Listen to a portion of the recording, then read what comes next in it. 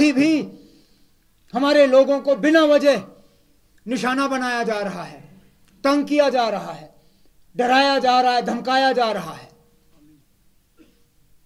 कल की बात, लखनऊ में 2 हमारे कश्मीरी ड्राई फ्रूट बेचने वाले, जिनका ना इस रियासत से के ना इस मुल्क की सियासत से कोई लेना देना, इज्जत की रोजी रोटी कमाने के लिए निकले थे, उनके तरफ से कोई गलती नहीं। किसी ने उनके खिलाफ यह इल्जाम नहीं लगाया कि उन्होंने किसी को लूटा, किसी के साथ चोरी की, कहीं ऊंची आवाज में किसी से बात की। जनाब, जो इल्जाम आप अक्सर हमारे स्टूडेंट्स के खिलाफ लगाते हो कि उन्होंने जी फेसबुक पे कुछ लिखा, व्हाट्सएप पे कुछ लिखा, ये बेचारे तो ना फेसबुक पे थे तो ना व्हाट्सएप पे थे, सड़क पे चल रहे थे।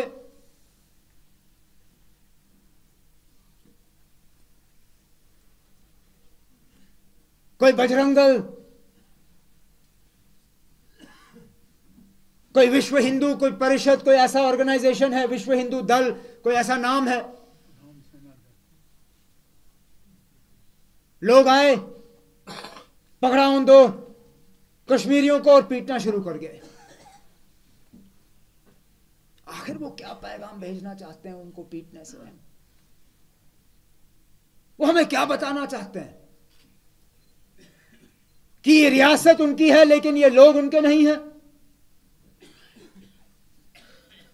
कि कश्मीर हिंदुस्तान का हिस्सा रहेगा लेकिन कश्मीरी हिंदुस्तान के हिस्से नहीं माने जाएंगे। जब इल्हाक हुआ तो सिर्फ जमीन का इल्हाक नहीं हुआ, जमीन के साथ लोग भी थे। आप जमीन को अपनाते हो, लोगों को नहीं अपनाते, तो फिर आप किस मुंह किस कहां से सोचते हो कि यहां के लोग कहेंगे हां जी हम आपका अतूत अंग हैं? सिर्फ जमीन को अपनाना वो काफी नहीं है, यहां के लोगों को भी अपनाना होगा। वजीर आजम साहब, आपने राजस्थान में बहुत बड़ी तकरीर की और हमने उसका खैर मकदम किया। आपने कहा कि कश्मीरियों को निशाना नहीं बनाया जाना चाहिए। आपने कहा कि लड़ाई कश्मीरी के खिलाफ नहीं है।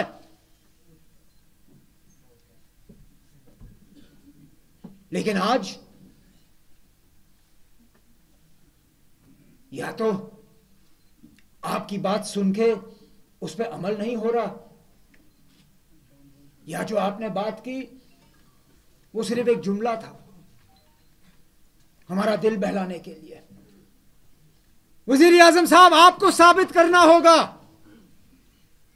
कि क्या आपकी तकरीरों में दम है या नहीं है। आपको साबित करना होगा कि इस मुल्क के वजीर आजम की सूरत में जब आप बात करते हो क्या उस पर अमल होता है या नहीं। आपको साबित करना होगा कि जिस सियासी स्ट्रक्चर में आप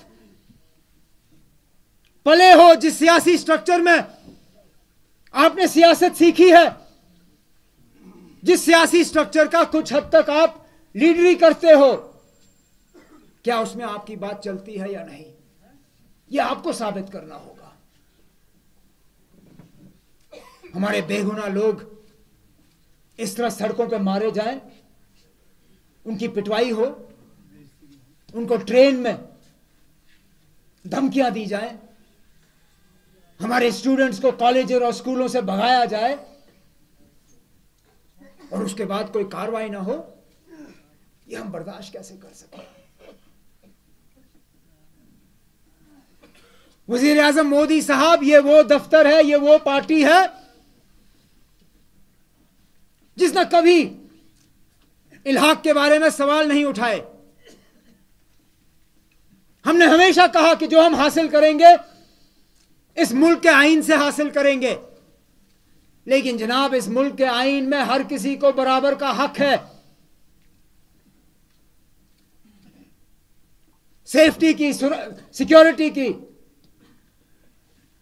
तहफ्फुज की। मैं किस आईन की बात करूं